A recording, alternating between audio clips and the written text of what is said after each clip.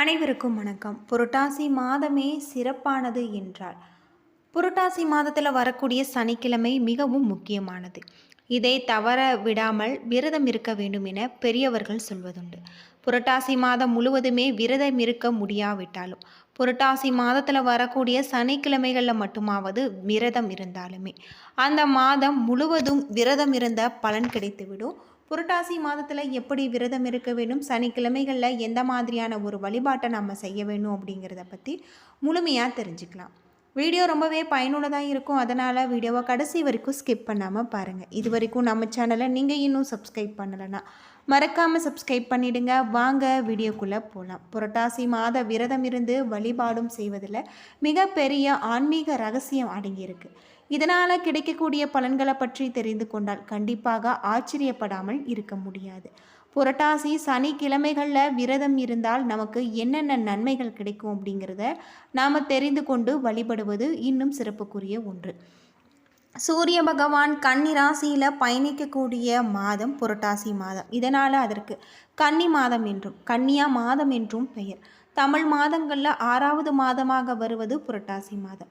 ஜோதிட சாஸ்திரத்தின்படி 6வது இடம் என்பது ருணரேக சத்ருபாவத்தை குறிப்பதாகும். இதனால தான் புரட்டாசி மாதத்தில் வெயில் காற்று இரண்டும் குறைந்து காணப்படுவதாலும் பலவிதமான நோய்கள் பரவும் என்றும் இதை தவிர்ப்பதற்காக நம்ம விரதம் இருக்க வேண்டும் என்றும் சொல்லப்பட்டிருக்கு. கிரகங்களை அடிப்படையாக கொண்டது தான் விசேஷங்களை நிர்ணயிக்கிறது. அந்த கணக்கீட்டின்படி நாம் வழிபாடுகளை மேற்கொள்கிறோம். புரட்டாசி மாதத்தில் ஒவ்வொரு நாளுமே ஒவ்வொரு தனி சிறப்பு உண்டு. குறிப்பாக புரட்டாசியில் வரக்கூடிய அமாவாசை தனி சிறப்பு வாய்ந்ததாக இருக்குது. அதே போல் புரட்டாசியில் முன்னோர்களை வழிபடுவதற்கான பித்ருபட்சம் வருகிறது. இது தவிர மற்றொரு சிறப்பு புரட்டாசி சனிக்கிழமை. பொதுவாக வாரத்தில் ஒவ்வொரு நாளுமே ஒவ்வொரு கிரகணத்தின் ஆதிக்கம் நிறைந்ததாக இருக்கும். அப்படி சனி பகவானின் ஆதிக்கம் நிறைந்து இருக்கக்கூடிய நாள் சனிக்கிழமை. நாம் செய்யக்கூடிய நன்மை தீமைகளுக்கு ஏற்ப நம்முடைய வாழ்க்கையில் பலன்களை வழங்கக்கூடியவராக சனி பகவான் இருக்கார். பொதுவாக சனியின் பாதிப்பால் பலவிதமான துன்பங்களை அனுபவிப்பவர்கள் சனிக்கிழமைகளில் சனீஸ்வரரை வழிபடுவது வழக்கம்.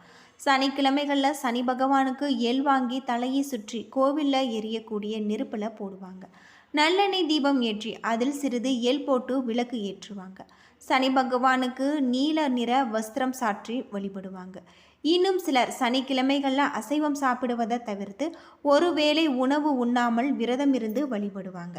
சனியின் அருளை பெறுவதற்கும் சனியின் பாதிப்பில் இருந்து விடுபடுவதற்கும் இது போன்ற வழிபாடுகள் செய்யப்படுவது.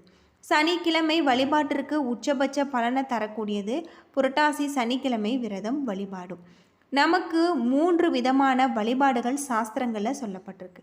அதில் ஒன்று பித்ருகள் வழிபாடு, அது மட்டும் இல்லாமல் மற்றொன்று தெய்வ வழிபாடு, 3வது நாம் தேவேத வழிபாடாக இருக்குது. சனிக்கிழமைகளில் விரதம் இருக்கும்போது அதன் பலன்கள் நமக்கு மட்டுமல்ல நம்முடைய பித்ருகளுக்கும் சென்று சேர்ந்துவிடும். சனிக்கிழமைகளில் காகத்திற்கு எள் வைத்து சாதம் வைப்பாங்க.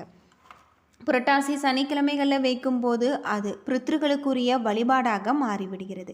அதே போல் சனிக்கிழமைகளில் இருக்கக்கூடிய விரதம் நவகிரகங்களில் சனிக்கிழமைக்குரிய அதிதேவதையான சனீஸ்வரனுக்கு உரியதாக ஆகிவிடுகிறது. பெருமாள் வழிபாடு, ஆஞ்சநேயர் வழிபாடு, முனீஸ்வரர் வழிபாடு, ஐயனார் வழிபாடு, ஐயப்பன் வழிபாடு செய்பவர்கள் சனிக்கிழமைகளில் கோவிலுக்கு சென்று தரிசனம் செய்வாங்க. இது சனி கீர்த்தி என்றே சொல்வாங்க. புரட்டாசி மாதத்தில் சனிக்கிழமைகளில் பெருமாளை வழிபடுவதற்கு மிகவும் ஏற்ற நாளாக இருக்குது. வழக்கமாக சனிக்கிழமைகளில் பெருமாளுக்கு சென்று பிரசாதம், துளசி ஆகியவற்றை தான் வீட்டிற்கு வாங்கி வருவாங்க. ஆனால் புரட்டாசி சனிக்கிழமைகளை மட்டும் பெருமாள் கோவிலுக்கு சென்று தீர்த்தத்தை வீட்டிற்கு வாங்கி வருவாங்க. இந்த தீர்த்தமானது அனைத்து விதமான நோய்கள் மற்றும் பாவங்களை தீர்க்கக்கூடியதாக என தேவங்கள் சொல்லப்பட்டிருக்கு. சிலர் வீட்டில் பெருமாள் படம் வைத்து படையலிட்டு பெருமாள் கோவிலில் இருந்து வாங்கி வந்த தீர்த்தத்தை வைத்து வழிபடுவாங்க. இன்னும் சிலர் முன்னோர்களுடைய படத்திற்கு முன் படையலிட்டு பெருமாள் கோவிலில் இருந்து வாங்கி வந்த தீர்த்தத்தால் நிவேதியம் செய்து படைப்பாங்க. இதற்கு மோட்ச தீர்த்தம் என்று அழைக்கப்படுவது.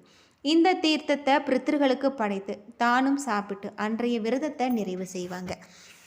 புரட்டாசி சனிக்கிழமைகளில் விரதம் இருப்பவர்களுக்கு பித்ருகளின் ஆசி, தெய்வத்தின் அருள் வேண்டும் வரத்தை தரக்கூடிய தேவாத பலன் கிடைக்கக்கூடியதாக இருக்குது. அது மட்டுமல்லாமல் புரட்டாசி சனிக்கிழமைகளில் விரதம் இருப்பதால் நாம் செய்த பாவங்கள் மட்டுமின்றி நம்முடைய முன்னோர்கள் செய்த பாவமும் நீங்கி அவர்களுக்கு மோட்சம் அடைவதற்கான ஒரு வழியே கிடைப்பதால் இந்த புரட்டாசி மாதத்தில் புண்ணியமும் சேர்த்து நமக்கு கிடைக்கிறது.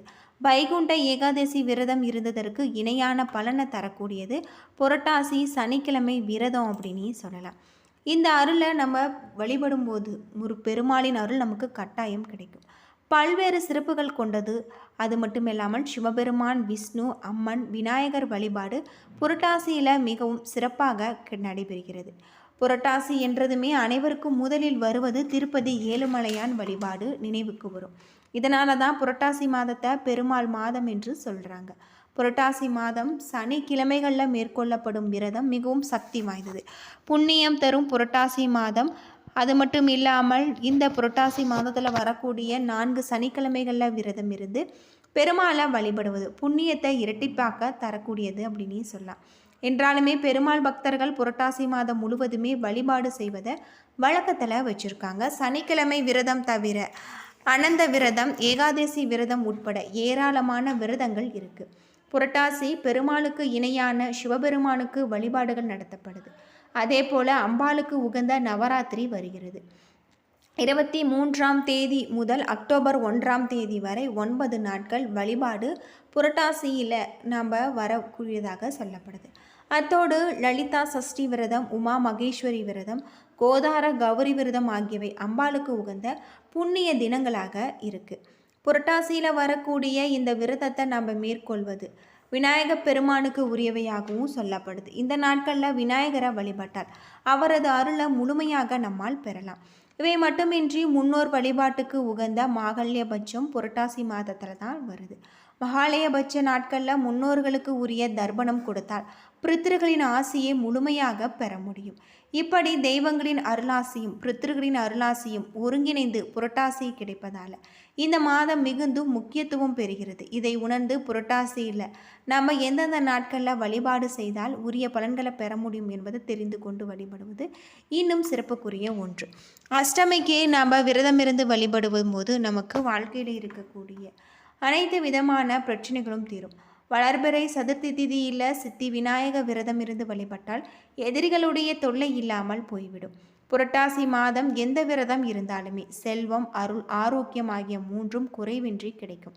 புரட்டாசி மாத வளர்பிறை அஷ்டமி தினம் முதல் ஓராண்டு விநாயகருக்கு அருகம்புல் சார்த்தி அர்ச்சனை செய்து வழிபட்டால் உடல் வலிமை உண்டாகும். புரட்டாசி சனிக்கிழமை என்று பெருமாளை வழிபடும் போது திருவேங்கடமலையில் வாசம் செய்யும் சீனிவாச பெருமாளை நமஸ்காரம் செய்து அவருடைய திருநாமங்களை உச்சரித்து வழிபட வேண்டும்.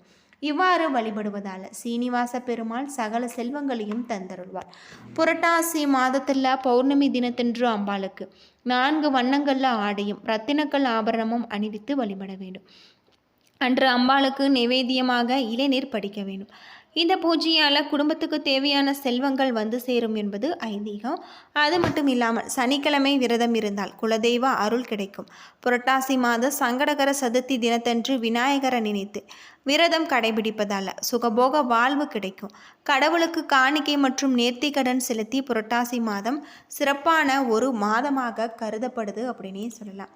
அது மட்டும் இல்லாமல் புரட்டாசி மாதத்தில் நம்ம முழுமையாக விரதம் இருந்து பெருமாளை வழிபடுவது இன்னும் நிறைய புண்ணியங்களை நமக்கு தரக்கூடியதாக இருக்குது.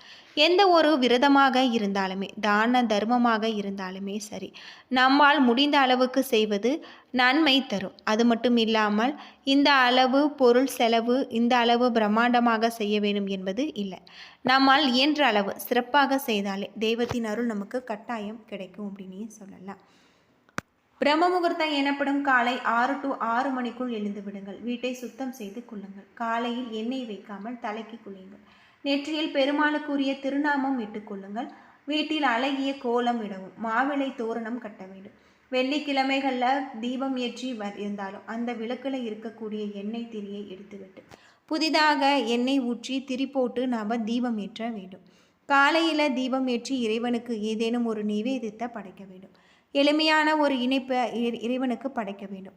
ஏன்னா நண்பர்களே, இந்த வீடியோ உங்களுக்கு பயனுள்ள ஒரு தகவலை தந்திருக்கும் நினைக்கிறேன். வீடியோ பிடிச்சிருந்தால் லைக் பண்ணுங்கள், ஷேர் பண்ணுங்கள், கமெண்ட் பண்ணுங்கள். இதுபோல் தகவலை தெரிஞ்சுக்க நம்ம சேனலை மறக்காமல் சப்ஸ்கிரைப் பண்ணிடுங்க. நன்றி நண்பர்களே.